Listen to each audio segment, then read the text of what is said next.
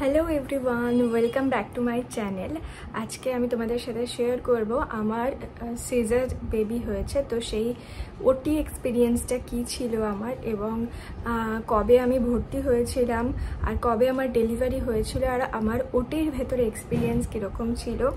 I hope তোমাদের সেগুলো খুব হেল্পফুল মনে হবে যারা উড বি মাদার রয়েছো, যারা প্রচণ্ড টেনশন করো এবং প্রচণ্ড প্যানিকে থাকো যে কি হবে কি না হবে। সিজারে যে ইঞ্জেকশনটা পুট করা হয় কোমরে, সেটাই কীরকম ব্যথা হতে পারে, তারপরে সিজারের পরে কীরকম এক্সপিরিয়েন্স হয়, তো সেগুলো আমি তোমাদের সাথে শেয়ার করব। হ্যাঁ, আমি জানি সবার এক্সপিরিয়েন্স সমান নয় এবং আমার সাথে হয়তো কারুর এক্সপিরিয়েন্স নাও মিলতে পারে, কারণ আমি যেভাবে সিজারের পরে আর কি যা যা কিছু আমার সাথে হয়েছে সেগুলো তোমাদের সাথে নাও হতে পারে, তবু আমার কথাগুলো আমি তোমাদের সাথে শেয়ার করে দেবো। 8ই জুন আমার ছিল সাধের অনুষ্ঠান। তো সেই সাধের অনুষ্ঠানের পরেই মানে 3 দিনের মাথায় 11 তারিখে আমার হসপিটালে ভর্তির ডেট দিয়ে দিয়েছিলেন ডক্টর। 11 তারিখ ঠিক সকাল 10টায় আমার মানে ভর্তির টাইমিং ছিল। তো সকাল 10টার সময় আমি হসপিটালে যাই, মানে যা কিছু প্রিপারেশন সব কিছু নিয়ে, সেগুলোর ভিডিও আমি তোমাদের সাথে আগে শেয়ার করে দিয়েছি, সেটা তোমরা অবশ্যই দেখতে পারো। বারবার ওইদিকে দেখছি কারণ পুচকে ওখানে শুয়ে রয়েছে, তো ও যেইটুকু টাইম একটু ঘুমোচ্ছে আমি সেইটুকু টাইমে তোমাদের সাথে ভিডিওটা শেয়ার করছি। এতদিন প্রচুরভাবে চেষ্টা করেছি যে যদি একটু ভিডিও শেয়ার করা যায়, বাট নিজের শরীরের কন্ডিশন এতই খারাপ থাকে, তারপরে ওর সাথে ও যখন একটু ঘুমায় তখন একটু আমার ঘুমানোর দরকার হয়ে যায়, তো সেইভাবে ম্যাচ করতে পারছিলাম না, তাই জন্য ভিডিওটা আমি বানাতে পারছিলাম না। আজকেও আমার প্রচণ্ড শরীর খারাপ, তবুও ভাবলাম যে না, জোর করে আজকে বানিয়েই ফেলি। তো 11 তারিখে 10টার সময় আমি হসপিটালে যাই এবং আমার অ্যাডমিশন কমপ্লিট হয়। তারপরে ডক্টর আমাকে বলে একটা সিটিজি স্ক্যান করতে হবে। তো সেটা করতে আমি হসপিটাল থেকে আরেক জায়গায় যাই সেন্টারে, সেখানে মানে সেটা ডক্টরেরই নিজস্ব সেন্টার, তো সেখানে গিয়ে আমি ওই স্ক্যানটা করি এবং করে আমি 1:30টার সময় হসপিটালে যাই। তো সেদিনটা আমার হসপিটালে পুরোপুরি থাকার কথা। তো 11 তারিখটা আমি ওখানেই ছিলাম। 11 তারিখে ওখানে লাঞ্চ ডিনার সব কিছু আমাকে প্রপারলি দেওয়া হয়েছিল। এবার হচ্ছে পরের দিন 12 তারিখ, যেদিনটা আমার হচ্ছে ওটির দিন ছিল। তো ডক্টর আগের দিনকে 11 তারিখেই আমাকে জানিয়ে দিয়েছিলেন যে 12 তারিখ ঠিক সকাল 11:30 থেকে দুপুর 12টার মধ্যে আমাকে ওটি রুমে নিয়ে চলে যাবে। কিন্তু ঠিক সকাল 7টার সময় আমার জল ভেঙে যায়। তো সেই সময় একটা তাড়াহুড়ো লেগে যায় এবং তখন ডক্টর আমাকে টাইম এগিয়ে দেয় এবং টাইমটা দেয় হচ্ছে ঠিক সকাল 9:30টায়। অ্যাকচুয়ালি কী হয়েছিল, সকালবেলা 6:30টার সময় উঠে ফ্রেশ হওয়া বা যা কিছু করণীয় থাকে সেগুলো আমার সাথে হচ্ছিল। তো হতে হতে আমি জাস্ট নর্মাল বেডের মধ্যে বসেছিলাম, হঠাৎ করে দেখলাম যে আমার মানে ওয়াটার ব্রেক হয়ে গেছে। তো আমি তো প্রচণ্ড ভয় পাচ্ছিলাম, কিন্তু একটা চিন্তা আমার মনের মধ্যে ছিল যে যেহেতু আমি হসপিটালে আছি, তাই জন্য আমার মানে কোনো দুর্ঘটনা আমার সাথে হবে না, তো এইটুকু আমি মনের মধ্যে ছিল। আর সব সময় আমি ঠাকুরের নাম করতাম, তো সেগুলোর তো রয়েছেই, আর আমার ভালোবাসার লোকজনদের ব্লেসিংস রয়েছে। তো সেই সব চিন্তা মাথায় রেখে আমি রিল্যাক্স করছিলাম একদম আর কি। তো ওয়াটার ব্রেক হওয়ার পরেই সকলে ওখানকার যারা সিস্টার দিদিরা ছিলেন আমাকে বললেন যে তুমি আর বেড থেকে একদম নিচে নামবে না, কারণ ওয়াটার ব্রেক হয়ে গেছে। তো আমি ডক্টরের সাথে কথা বলে তোমাকে ওটির টাইমিং এবং বাড়ির লোকদের জানিয়ে দিচ্ছি। তো ওনারা ডক্টরের সাথে আমার সামনেই কথা বলছিলেন। তো ডক্টরকে জানানোর পরে ডক্টর বললেন যে যে অ্যানাস্থেসিস্ট আমার জন্য আর কি মানে করা ছিল, সিলেক্ট করা ছিল, তিনি ঠিক 9:30টার ওটি টাইমে আসতে পারবে না, কিন্তু ডক্টর বললেন আমার ওই 9:30 ওটি টাইমটাই চাই। তো যে কোনোভাবে যে কোনো অ্যানাস্থেসিস্ট আমার মানে সিলেক্ট করতেই হবে, তো যেভাবেই হোক একজন ভালো অ্যানাস্থেসিস্ট খোঁজা হোক। আর তারপরে যে ওটি টেকনিশিয়ান আর কি যিনি থাকার কথা আমার সাথে, তো সেই কাকু অ্যাভেলেবেল ছিলেন না ঠিক 9:30টার সময়। তো ওটি টেকনিশিয়ানও অন্য একজনকে আর কি নেওয়া হয়েছিল। তো এইভাবে আর কি সব কিছু কন্ট্যাক্ট করা হয় এবং ডক্টর বললেন যে একদম 9:30 পাক্কা 9:30 ওকে পুরোপুরি রেডি করে দেবে, তো আমরা ওটি রুমে ওকে নিয়ে চলে যাব। তো তার আগেই আমার বাড়ির লোকদের, ফ্যামিলি মেম্বারদের সবাইকে জানিয়ে দেয় হসপিটাল থেকে এবং আমার বাড়ির সকলে সেখানে গিয়ে উপস্থিত হয় এবং আমাকে ভেতরে একটা খবর দেওয়া হয় যে তোমার বাড়ির লোক সবাই চলে এসছে, তুমি রিল্যাক্স করো। এরপরে যেটা হয়, আমি যেহেতু জেনারেলে ছিলাম তাই জন্য মানে আমার আশেপাশে যারা ছিলেন এবং যারা এক্সপিরিয়েন্সড মাদার হয়েছেন সবে, তারা আমার সাথে অনেক গল্প করেছেন আগের দিন রাতে। তো তারা আমাকে বললেন যে তোমাকে যখন ইঞ্জেকশনটা দেবে তুমি একদম ভয় পাবে না এবং ঠিক ঘাটটাকে একদম এরকম নিচু করে রাখবে, তাহলে তোমার কোনো অসুবিধা হওয়ার কথাই নয়। এবং ইঞ্জেকশনটা তোমাকে যখন পুট করবে, মানে তুমি প্রেগনেন্সি জার্নিতে এতই ইঞ্জেকশন নিয়েছো যে ওই ইঞ্জেকশনটা তোমার কাছে কিছুই লাগবে না, একদম মনে হবে যেন পিঁপড়ের কামড়। তো আমি সেইটা শুনে যেন আমি একটু অবাকই হয়েছিলাম, তো আমি নিশ্চিন্ত ছিলাম। এরপরে যেটা হলো সেটা হচ্ছে আমার চ্যানেল করা হলো, আমার চ্যানেল করে দেওয়া হলো, প্রেশার চেক করা হলো, চুল বেঁধে দেওয়া হলো, ড্রেস চেঞ্জ করে দেওয়া হলো। আর তারপরে আমার শুরু হয়ে গেল হচ্ছে স্যালাইন। তো শুয়ে শুয়ে আমার স্যালাইন চলছিল আর মানে যা যা হওয়ার সব কিছু আর কি, সব কিছু প্রিপারেশন চলছিল এবং সকলে ভীষণভাবে ব্যস্ত হয়ে পড়েছিল যেহেতু আমার ওয়াটার ব্রেক হয়ে গেছে। তো তারপরেও আরও আশ্বাস দিচ্ছিল যে ওয়াটার ব্রেক হওয়ার পরেও কিন্তু অনেক টাইম থাকে এবং তাই জন্য একদম রিল্যাক্স থাকো তুমি।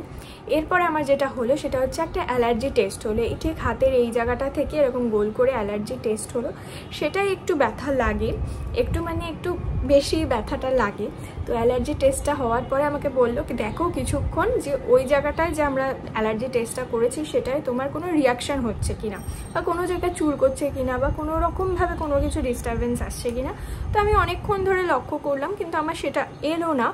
ওটা প্রায় ওই 8:30 নাগাদ আমার অ্যালার্জি টেস্টটা করেছিল। তারপরে ওরা 9টা নাগাদ একটা আমাকে স্যালাইনের মধ্যে একটা ইঞ্জেকশন পুট করলো, সেটা হচ্ছে একটা অ্যান্টিবায়োটিক।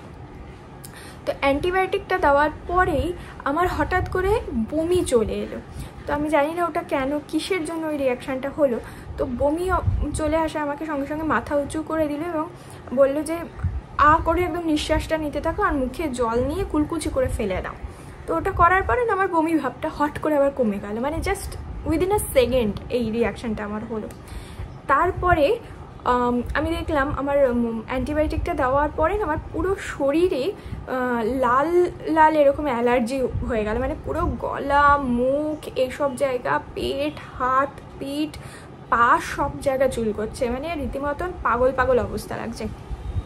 কিন্তু ওখানের মানে যারা সিস্টার দিদিরা রয়েছেন তারা এত ভালো যে বরফ নিয়ে এলেন এবং বরফ নিয়ে এসে তারা ডাইরেক্ট বরফ ঘষেননি আমার মুখে চোখে, কারণ যদি আমার ঠান্ডা লেগে যায় তো সেই কারণে ওনারা হাত দিয়ে আস্তে আস্তে করে বরফের ওই ঠান্ডা ভাবটা নিয়ে আমার পুরো শরীরে আস্তে আস্তে করে দিলেন এবং ঠিক 10 মিনিটের মধ্যে আমার ওই অ্যালার্জিটা কমে গেল। তারপরে ডক্টর আরেকটা ইঞ্জেকশন সাজেস্ট করলেন যাতে আমার আর কোনো রকম বাজে রিয়াকশান না হয়। তো সেই ইঞ্জেকশনটা আমাকে পুট করা হলো এবং আমি একদম নর্মাল হয়ে গেলাম। এবার আমার মনে যেটা কোশ্চেন আসছিল বারবার যে আমাকে ওটির আগে বাড়ির লোকদের সাথে দেখা করতে দেবে, তো আমি জানি দেখা করতে দেন, কিন্তু তাও একটা কোশ্চেন আসছিল। তো আমি জিজ্ঞেস করছিলাম, তো বললো হ্যাঁ তুমি রিল্যাক্স করো, তোমাকে বাড়ির লোকদের সাথে দেখা করিয়ে তবে ওটি রুমে নিয়ে যাওয়া হবে। আমি বললাম ঠিক আছে। তো তারপরে আমাকে মানে বসিয়ে হুইল চেয়ারে বসিয়ে ওটি রুমে নিয়ে যাওয়া হচ্ছিল এবং তখন আমার সকলের বাড়ির লোকেদের সাথে দেখা হলো। হ্যাঁ, ওই টাইমের ভিডিও কিচ্ছু ক্যাপচার হয়নি কারণ একটা হ্যাফাজার্ড মোমেন্ট হয়ে গেছিলো। সব কিছু ঠিক করা ছিল যে ওই টাইমে ভিডিও তোলা হবে বা সব কিছু শেয়ার করবো, একটা স্মৃতি হিসেবে থেকে যাবে। কিন্তু সবার ওই টাইমে একটা এতটাই প্যানিক হয়ে গেছিলো যে সব কিছু ঠিক আছে কি না বা কিছু, তো সবাই একটুখানি নার্ভাস ছিল। যাই হোক, ওদের নার্ভাসনেস দেখে না আমি নার্ভাস হয়ে গেছিলাম। তার আগে কিন্তু আমি অতটা নার্ভাস ছিলাম না, কারণ আমি জানি যে কি হতে পারে। মানে আমি এতটাই প্রেগনেন্সি জার্নিটা নিয়ে কনসার্ন ছিলাম যে আমি প্রচুর মানে ভিডিও দেখেছি, প্রচুর জিনিস নিয়ে রিসার্চ করেছি এবং বেবি হওয়ার পর আমি তাকে কিভাবে রাখবো না রাখবো সে সব কিছু নিয়ে আমি একদম ঘেঁটে করে রেখেছি। মানে আমার মুখের আগায় সব কিছু আমার যেন থাকে, যাতে আমি ওকে একা হাতে ঠিকঠাক করে রাখতে পারি। আমি সেই সব কিছু একদম মানে জেনে বুঝে রেখেছি। হ্যাঁ, জানার তো কোনো শেষ নেই না।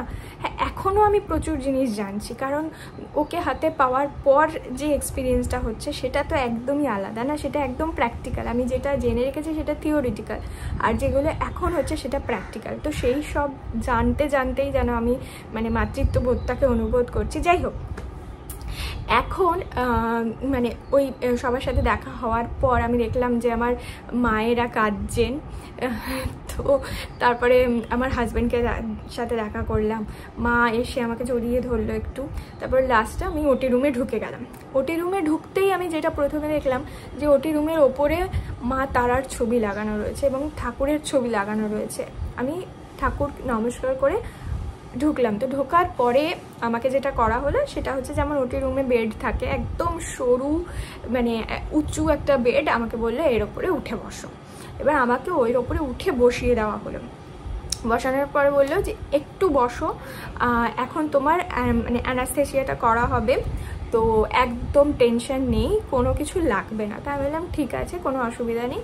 আমি শুধু একটা চিন্তা করছিলাম যে ডক্টর কখন আসবে এবং ডক্টরের মুখটা দেখলে যেন আমার একটা শান্তি, তো সেটা আমি মানে টেনশন করছিলাম। তো ওটির ভেতরে একটা এত নর্মাল পরিবেশ যেটা মানে বলার মতন নয়, একদম নর্মালি সবাই কথাবার্তা বলছে। তো যিনি অ্যানাস্থেসিস্ট ছিলেন তিনি তো অসাধারণ। এবার হচ্ছে ডক্টর এলেন এবং এসে জাস্ট দরজাটা হাফ খুলে আমাকে বললেন সব ঠিক আছে মা, তুমি একদম রিল্যাক্স করো, আর যা যা হচ্ছে সব কিছু তুমি মানে বুঝতে পারবে। তো বলার পরে বললো আমি আসছি, ঠিক আছে। তো এই বলে উনি জাস্ট ড্রেসটা চেঞ্জ করতে চলে গেলেন, আর আমার অ্যানাস্থেসিস্ট আমার পিছনে ওই যেটা আর কি অবশ করার ইঞ্জেকশনটা সেটা পুট করার জন্য রেডি হচ্ছিলেন। তো আমার পিছনে একটা কিছু দিয়ে ভালো করে এরকম করে মানে মুছলেন, আই থিঙ্ক ওটা বিটাডিন দেন। তো সেটা দিয়ে আর কি ভালো করে পরিষ্কার করে আমার মাথাটাকে ওটি টেকনিশিয়ান একদম নিচু করে ধরে রাখলেন, পাটা সোজা করা ছিল। তো ওই ইঞ্জেকশনটা পুট করলেন এবং আমি জাস্ট সত্যি কথা বলছি একটা বিন্দু আমি বুঝতে পারিনি যখন ওই ইঞ্জেকশনটা পুট করা হয়েছে। মানে কিছুই লাগেনি আমার একটা সারা প্রেগনেন্সিতে আমার একটা ভয় ছিল যে হয়তো ওই ইঞ্জেকশনটা প্রচণ্ড লাগে বা এমন কিছু ফিল হতে পারে যেটা আমি কোনোদিন এক্সপিরিয়েন্স করিনি। কিন্তু সত্যি বলতে ইঞ্জেকশনটা যখন পুট হলো কিচ্ছু লাগেনি, জাস্ট আস্তে আস্তে আস্তে আস্তে মনে হচ্ছিল যে কোমরের নিচটা থেকে আমার যেন ঝিনঝিন একটা ভাব থাকে না, একটা অবশ হয়ে গেলে পা অনেকক্ষণ ধরে ধরো ভাঁজ করে রয়েছে, তখন মনে হয় না যে পাটা না নাড়াতে গেলে কেমন একটা যেন ঝিনঝিন ঝিনঝিন ভাব করছে, নাড়াতে পারছি না, ওই রকম একটা ভাব হওয়া শুরু হলো কোমর থেকে, একদম আস্তে আস্তে আস্তে আস্তে পায়ের দিকে যাচ্ছে। তো আমাকে সেই মুহূর্তে শুয়ে দিল এবং তার আগে থেকেই আমার প্রেশারের মেশিন লাগিয়ে দিয়েছিল হাতের মধ্যে। এই হাতে তো স্যালাইন চলছিল, হাতের মধ্যে অক্সিমিটার লাগানো ছিল, এগুলো আমি সব দেখে নিয়েছি এবং এগুলো হয়, আমি এগুলো নিয়ে পড়েছি যেহেতু আমি এগুলো জানি। তো এরপরে কন্ডিশনটা হচ্ছে ডক্টর এলেন, আসার পরে আমাকে বললেন কোনো চিন্তা নেই, তুমি একদম রিল্যাক্স করো, জাস্ট চুটকিতে হয়েছে।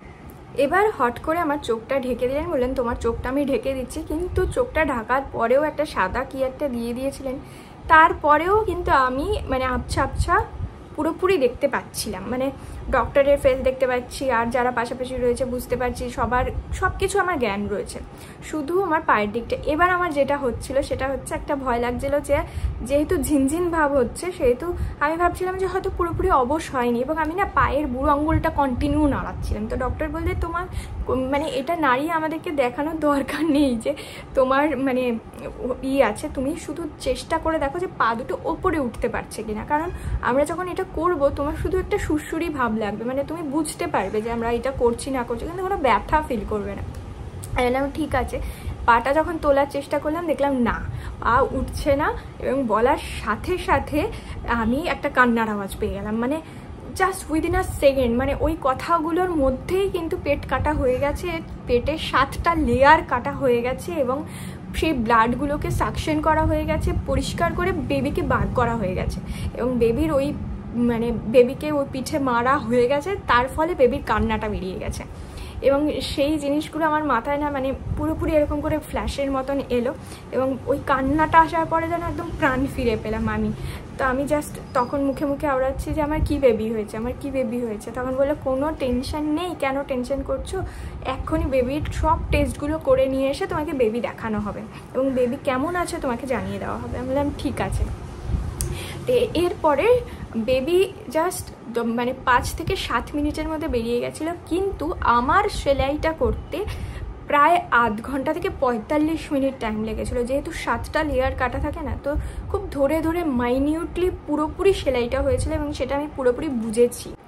তারপর মানে যে ডক্টর ছিলেন, বেবির ডক্টর, তিনি বেবিকে নিয়ে এলেন এবং আমার চোখের পর্দাটা খুলে দিতে বললেন। সেই মুহূর্তে কিন্তু আমার সেলাই চলছে, তো আমাকে সাইড করে দিলেন মুখটা এবং দেখালেন যে বেবি, এই দেখো তোমার কি বেবি হয়েছে বলো। তো আমি দেখেই বললাম যে আমার ছেলে হয়েছে এবং আমি প্রচণ্ড খুশি ছিলাম। তো যাই হোক, তারপরে বললেন যে বেবি একদম সুস্থ আছে, কোনো চিন্তা করো না, সব টেস্ট হয়ে গেছে, এবার তোমার বাড়ির লোকদের দেখাচ্ছি, তারপরে তোমার কাছে বেবিকে দেওয়া হবে। আরেকটা কথা আমাকে ডক্টর বললেন যে তোমার ব্রেস্ট মিল্ক যেহেতু বেরোচ্ছে, তাই জন্য তুমি কিন্তু মানে একদম টপ ফিড খেতে দেবে না বেবিকে। তো মোটামুটি 1 থেকে 1.5 ঘন্টার মধ্যে বেবিকে তুমি ব্রেস্ট মিল্ক দেবে। তো আমি বললাম ঠিক আছে, আমার কোনো অসুবিধা নেই। তো আমি একটা জিনিস করেছিলাম, সেটা হচ্ছে ভর্তি হয়েছিলাম যেদিন 11 তারিখ, আমি প্রচুর জল ইনটেক করেছিলাম, প্রায় 5 লিটার জল ইনটেক করে নিয়েছিলাম। কারণ আমি এটা জানতাম যে বেবির ব্রেস্ট মিল্কটা যদি আমার প্রডিউস করতে হয় বেবির জন্য প্রপার, তো আমাকে প্রচুর জল খেতে হবে এবং জল থেকে আমার ব্রেস্ট মিল্কটা তৈরি হবে। আমার শরীরে যত ক্যালসিয়াম আছে সেটা থেকে যেমন ব্রেস্ট মিল্কটা তৈরি হচ্ছে, আর প্রচুর জল থেকেও কিন্তু এটা তৈরি হয়। তো সেটা আমি করে নিয়েছিলাম। এবার যেটা ওটি রুমের মধ্যে আমার এক্সপিরিয়েন্স হয়েছিল, সেটা হচ্ছে আমার প্রচণ্ড বুকে ব্যথা শুরু হয়ে গেছিলো। মানে এটা আই থিঙ্ক সবার ক্ষেত্রেই হয়, বেবিকে যখন পুশ করে বার করলো না, তখন যে একটা পুশের পরে যে বুকের ভেতরটা ব্যথা শুরু হলো, সেটা না আমার কন্টিনিউ অনেকক্ষণ ধরে চলছিল। তো যিনি অ্যানাস্থেসিস্ট ছিলেন তিনি আমাকে জিজ্ঞেস করছিলেন, মা তোমার কি প্রবলেম হচ্ছে? তো আমি বলছিলাম আমার না খুব বুকে প্রেশার লাগছে, মানে এমন লাগছে যে বুকটা পুরো বন্ধ হয়ে গেছে। তো উনি বললেন যে কোনো চিন্তা করো না, আমি একটা ওষুধ দিচ্ছি, তুমি ঠিক হয়ে যাবে। আর আমি বুকটা আর ঘাড় পিঠটা না আমার পুরো স্টিফ হয়ে যাচ্ছে। বললো ঠিক আছে, কোনো চিন্তা করো না, আমি ওষুধ দিচ্ছি। তো উনি ওষুধ দেওয়া শুরু করলেন এবং ডক্টর ওয়েট করছিলেন যে আমার বুক ব্যথাটা কতক্ষণে কমবে। তো উনি বলছিলেন একটু প্রপারলি ভালো করে ওর চেক আপটা করো। তো তার মধ্যে কিন্তু উনি সেলাইটা চালিয়ে যাচ্ছেন। তো এবার আস্তে আস্তে আমি বুঝতে পারছি যে সেলাইটা হচ্ছে, এবং সবার শেষে যে সেলাইটা হলো, সেই সেলাইটার পরে ওনারা একটা কিছু দিয়ে একটা পুড়িয়ে দিলেন, মানে যাতে সেপটিক না হয়। আমি জানি না এটা কাদের সাথে হয়ে থাকে, বা সব হসপিটালে হয় না নিশ্চয়ই। তো এইটা আমার ক্ষেত্রে হয়েছিল এবং সেটাকে পুড়িয়ে দিয়েছিল। তো আমার যেহেতু সেলাই ছিল সেই কারণে এটা করেছিল। এবার অনেকেরই হয় হচ্ছে। তারপরে আমাকে ওটি রুম থেকে অনেকক্ষণ পর বের করলো। তো বের করার পরে সবাই আমাকে মানে বাইরে সবাই দাঁড়িয়েছিলেন এবং আমার সাথে একটুখানি কথা বললেন এবং সবাই বললেন যে তোমার বেবিকে আমরা দেখেছি। তখন আমি বেডে শোয়া, তো বেবিকে দেখেছি, ছেলে হয়েছে, সবাই আর কি খুব এক্সাইটেড ছিলেন। এবং আমার বাড়ির থেকে সেদিন 28 জন লোকজন গিয়েছিলেন, মানে আমার ফ্যামিলি মেম্বার সকলে গিয়েছিলেন। আমার শ্বশুর বাড়ির তরফ থেকে সকলে গিয়েছিলেন, আমার বাপের বাড়ির তরফ থেকে সকলে গিয়েছিলেন। তারপরে আমাকে ওটি রুম থেকে বার করে শিফট করা হলো বেডে, এবং বেডে শিফট করার পরে আমাকে ঘুমোতে বলা হয়েছিল। তো আমার কেন জানি না আমার কিছুতেই ঘুম আসছিল না, আমি খালি চারপাশটা দেখছিলাম, আমার একদম ঘুম আসেনি। মানে ওটি থেকে বেরোনোর পর থেকে আমার সেদিন রাত অবধি, 12 তারিখ রাত অবধি ঘুম আসেনি। 12 তারিখ রাত্রিবেলা গিয়ে আমার ঘুম এসেছিলো। তো আমি একদম জেগেছিলাম এবং খালি বলছিলাম যে বেবিকে নিয়ে আসো, আমি ব্রেস্ট ফিড করাবো। তো সেইটা আর কি আমার মাইন্ডে চলছিল যে ডক্টর বলেছে। কিন্তু বেবিকে জাস্ট কয়েক মিনিটের জন্য নিয়ে আসা হয়েছিল এবং আমাকে জাস্ট একটা ব্রেস্ট থেকে একটুখানি মিল্ক খাওয়াতে দেওয়া হয়েছিল। তারপরে আবার ওকে NSCU-তে নিয়ে চলে যাওয়া হয়েছিল এবং সেখানেই ছিল বেবি। তো সেদিনটা না আমাকে প্রায় 1 থেকে 2 বারই ব্রেস্ট ফিড করতে দেওয়া হয়, তার বেশি আনা হয়নি। তো আমার সেটা নিয়ে একটুখানি কনসার্ন ছিল যে কেন আনা হলো না। তো সেদিনটা আমার ওইভাবেই কেটেছিল জেগে জেগে, এবং আমি খালি চিন্তা করছিলাম বেবিকে কখন আনবে, বেবিকে কখন আনবে। তারপর দেখলাম 1টা থেকে 1:30 নাগাদ বেবিকে নিয়ে এলো এবং আমার একবার ব্রেস্ট ফিড করিয়ে আমার সামনে একটা কটের মধ্যে তাকে রেখে দেওয়া হলো এবং সে যখনই কেঁদে উঠছে তখন তাকে হয় আমার কাছে নিয়ে আসা হচ্ছে, নাহলে NSU-তে নিয়ে গিয়ে টপ ফিট করানো হচ্ছে। এবার ঠিক 1:30-2 নাগাদ আমাকে সিস্টাররা এসে পেটে পুশ করে যত বাজে রক্ত আছে সেগুলো বার করছিল এবং সেই টাইম থেকে আমার ব্যথাটা শুরু হয়। মানে বলে না সিজারের সময়টুকু শুধু ব্যথা হয় না এবং তারপরেই যত রকমের ব্যথা শুরু হয় এবং সেটা সারা জীবন থাকতে পারে। তো সেই টাইমে আমি বুঝতে পারি যে কী পরিমাণ ব্যথা হতে পারে একটা মানে সিজার মায়ের। তো সেই টাইমে মনে হচ্ছিল যেন সব কিছু শেষ হয়ে যাচ্ছে এবং পেটে এত প্রেশার দিয়ে ওই বাজে রক্তগুলো বের করে দেওয়া হচ্ছে। মানে সেটা আমার ভালোর জন্য করা হচ্ছিল, কিন্তু আমি মানে টিকতে পারছিলাম না এবং কন্টিনিউ 1 ঘন্টা অন্তর অন্তর সেটা চলছিল। তো সেই টাইমটা আমি জীবনেও ভুলবো না, মানে পুরো 2 দিন আমার সেটা চললো। এবার 13 তারিখে ডক্টর ভিজিট করতে এলেন। 13 তারিখে ডক্টর ভিজিট করতে আসার পরে আমি বললাম ডক্টরকে যে আমাকে টপ ফিট মানে করানো হয়েছে, বেবিকে কিছুবার ব্রেস্ট ফিট করতে দেওয়া হয়নি। তো ডক্টর প্রচণ্ড রেগে গেলেন সবার উপরে এবং বললেন যে ওকে মা যখন চেয়েছে তাহলে কেন ব্রেস্ট ফিড করতে দেওয়া হয়নি, আজকে থেকে ও যতদিন থাকবে ও ব্রেস্ট ফিডই করাবে। তো যতবার বেবিকে আমার কাছে নিয়ে আসা হচ্ছিল আমি সেদিন সারা দিন বসে বসে ওকে ব্রেস্ট মিল্ক খাওয়াচ্ছিলাম। এরপরে কি হয়, 13 তারিখ রাত্রিবেলা ওর জন্ডিস টেস্ট করা হয়। তো বেবির জন্ডিস টেস্ট করার পরে জন্ডিসটা একটু বেশি আসে, মানে 11 পয়েন্ট সামথিং এসেছিলো জন্ডিসটা। তো সেটা নিয়ে আমার একটু টেনশন হচ্ছিল। আর ওটি হওয়ার পরের দিন মানে 13 তারিখে কিন্তু আমাকে হাঁটানোর মানে একদম প্রসেস শুরু হয়ে যায়। সকালবেলা উঠেই চুলগুলো বেঁধে দেওয়া হয় এবং আমাকে বলা হয় আজকে কিন্তু একদম ক্যাথিটার খুলে দেওয়া হয়েছে, তো তোমাকে কিন্তু একদম টয়লেটে গিয়েই ওয়াশরুমে গিয়েই তোমাকে সব কিছু করতে হবে, পটিও করতে হবে এবং মানে সব কিছু ফ্রেশন আপ হতে হবে। তো সেই জিনিসটা মানে মনে হচ্ছিল যেন পৃথিবীতে প্রথমবার জন্মে হাঁটতে যে কষ্টটা হয়েছে সেটা আমার সাথে হচ্ছে, মানে হাঁটা যেন নতুনভাবে শিখছিলাম, এরকম একটা ব্যথা। তো যাই হোক সেটা আমি করছিলাম। 13 তারিখ সকাল থেকে রাত অবধি মানে সন্ধ্যে অবধি আমার হাঁটতে প্রচণ্ড কষ্ট হচ্ছিল, কিন্তু বিশ্বাস করবে না যখন থেকে বেবিকে আবার NSU-তে ট্রান্সফার করে দিল না জন্ডিস হওয়ার জন্য, তখন তো আমাকে NSU-তে গিয়ে ব্রেস্ট ফিড করাতে হতো। মানে NSU-তে টপ ফিড একদম অ্যালাউড ছিল না। তো আমাকে প্রায় 1.5 ঘন্টা অন্তর অন্তর NSU-তে যেতে হতো হেঁটে। মানে বেবি কাঁদছে শুনলেই না আমার মনের ভেতরটা যেন কেমন হওয়া শুরু করতো এবং আমি যেন থাকতে পারতাম না। আমার যত কষ্ট হোক আমি ভাবতাম যে না আমাকে যেতেই হবে, আমাকে করতেই হবে। আমাকে ওখানে বসে NSU-তে একটা চেয়ারে বসে প্রায় 1 থেকে 2 ঘন্টা ওকে ব্রেস্ট ফিড করাতে হতো, কারণ ও খেতে খেতে ঘুমিয়ে পড়তো, ওকে আবার জাগানো হতো, আবার শুয়ালে যদি কাঁদে তাহলে আবার আমাকে কিন্তু ওটা আর কি ব্রেস্ট ফিডটা কন্টিনিউ করতে হতো। তো এইভাবে আমার 13 তারিখ রাত সন্ধ্যে থেকে 14 তারিখ সারা দিন কেটে যায় এবং 14 তারিখ রাতে আবার ওর টেস্ট হয়। 14 তারিখ সন্ধ্যের পরে জন্ডিসের রিপোর্টটা আসে এবং তখন দেখা যায় যে ওর জন্ডিসটা একটুখানি কমেছে। ততক্ষণ তো ওকে একদম ওই লাইটের নিচে যেমন করে রাখা হয় সেটা রাখা হচ্ছিল। তো আমার যতটা না নিজস্ব কষ্ট হচ্ছিল তার থেকে বেশি কষ্ট হচ্ছে যে ওর কষ্টটা, মানে ও তো কিছু বলতে পারছে না, ওর মানে কোন দিকটায় কষ্ট হচ্ছে, কীরকম কষ্ট হচ্ছে, পুরো হলুদ হয়ে গেছিলো। তো সেগুলো আমার মাইন্ডে চলছিল।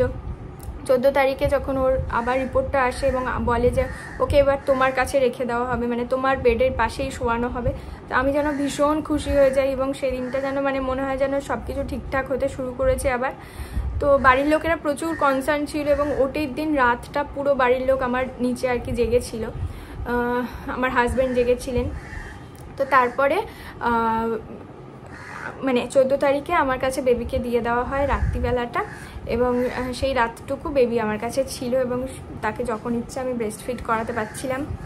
ওটির রাতে সুমন সারা রাত জেগেছিল, কারণ ওখান থেকে একটা ইনস্ট্রাকশান ছিল যে কোনো রকম দরকার হতে পারে ওটির দিন রাত্রিবেলা, তো একজন জেন্টস পার্সনকে জেগে থাকতে হবে রাত্রিবেলাটাই হসপিটালে থাকতে হবে। তো সেই অনুযায়ী আর কি হসপিটালে সুমন ছিল রাতটা, এবং পরের দিনকে যেহেতু জন্ডিস ধরা পড়ে গেছিলো, তো সেই কারণে ওই দিনটাও যেন সবাই আর কি হসপিটালেই রাতটা কাটাতে পারলে এরকম ভালো হতো আর কি, সেরকম ছিল।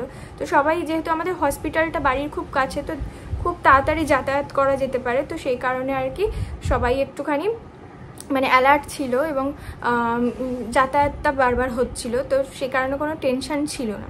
যাই হোক, তারপরে বেবি যখন একটু বেটারের দিকে আসে তখন ডক্টর বলে যে না ঠিক আছে, এবার সব কিছু তুমি এবার ভালো করে ব্রেস্টফিড করাও, তো তাতেই তোমার বেবি ঠিক হয়ে যাবে। আর বাড়িতে নিয়ে যাওয়ার পরে কিন্তু অবশ্যই রোদে দিতে হবে। তো জন্ডিসটা কমতে হ্যাঁ একটু টাইম লাগবে, প্রচুর হাইজিন মেনটেন করতে হবে, এবং পুরো পারলে 3টে মাস ওকে খুব যত্নে রাখো, এবং ওর হলুদ ভাবটা যাতে কমে সেটা মানে চেক করতে থাকো বারবার করে, এবং টয়লেট পটিটা হচ্ছে কিনা সেটা চেক করো। তো টয়লেট মানে দিনে যদি 10 বার হয় তাহলে তোমার কোনো টেনশনের কারণ নেই। হ্যাঁ, আরেকটা কথা বলে যে পটিটা 5 থেকে 6 দিন যেহেতু ব্রেস্টফিড করছে, 5 থেকে 6 দিন নাও হতে পারে, আবার রেগুলার বেসিসে হতেও পারে, আবার রেগুলার বেসিসে ধরো 5 থেকে 6 বারও হতে পারে, তো সেটা কোনো টেনশনের কারণ নেই। তো এত কিছু আমাকে অনেক কিছু শেয়ার করে দিয়েছিলেন, তো সেই কথাগুলো আমি তোমাদের সাথে অন্য একটা ভিডিওতে শেয়ার করব, যে বেবি কেয়ারের জন্য ডক্টর আমার সাথে কি কি বলেছেন, এবং বেবি কেয়ারের জন্য কি কি প্রোডাক্ট আমি ইউজ করছি, ডক্টর বেবির জন্য কি কি ওষুধ দিয়েছে, তো সেগুলো শেয়ার করে দেবো। আজকের ভিডিওটা এই অবধি রাখছি। নেক্সট ভিডিওগুলোতে আমি প্রচুর কিছু তোমাদের সাথে শেয়ার করতে চলেছি, আশা করি টাইম পাবো, কিছুক্ষণ করে টাইম বাঁচিয়ে আমি ভিডিও শ্যুট করে তোমাদের সাথে শেয়ার করে দেব। তো সেইখানে থাকবে হচ্ছে আমার কি এক্সপেন্সেস হয়েছে পুরো প্রেগনেন্সি জার্নিটা, এবং আমার মানে হসপিটালে কী রকম কি খরচা হয়েছে না হয়েছে সেগুলো আমি তোমাদের সাথে শেয়ার করব। আরেকটা ভিডিওতে থাকবে হচ্ছে আমার প্রেগনেন্সি জার্নিতে কি কি টেস্ট হয়েছে, তো সেই অনুযায়ী পুরো টেস্টের প্রপার আমি এগুলো শেয়ার করে দেবো, যাতে তোমাদের সুবিধা হয় যে এরপরে এই টেস্টটা হতে থাকে। তো আমার যেমন প্রত্যেক মাসে প্রচুর স্ক্যান দিয়েছিল, তো সেগুলো করেছিলাম, এবং প্রচুর ব্লাড টেস্ট দিয়েছিল, সেগুলো করেছিলাম, সেগুলো আমি থরলি তোমাদের সাথে শেয়ার করে দেবো যাতে তোমাদের উপকার হয়। এবার চলো দেখা হচ্ছে আরেকটা নতুন ভিডিওতে, নতুন ব্লগে। আর এই ভিডিওটা তোমাদের কেমন লাগলো অবশ্যই কিন্তু কমেন্ট করে জানাতে ভুলো না। তো চলো আজকের মতন আসছি, টাটা।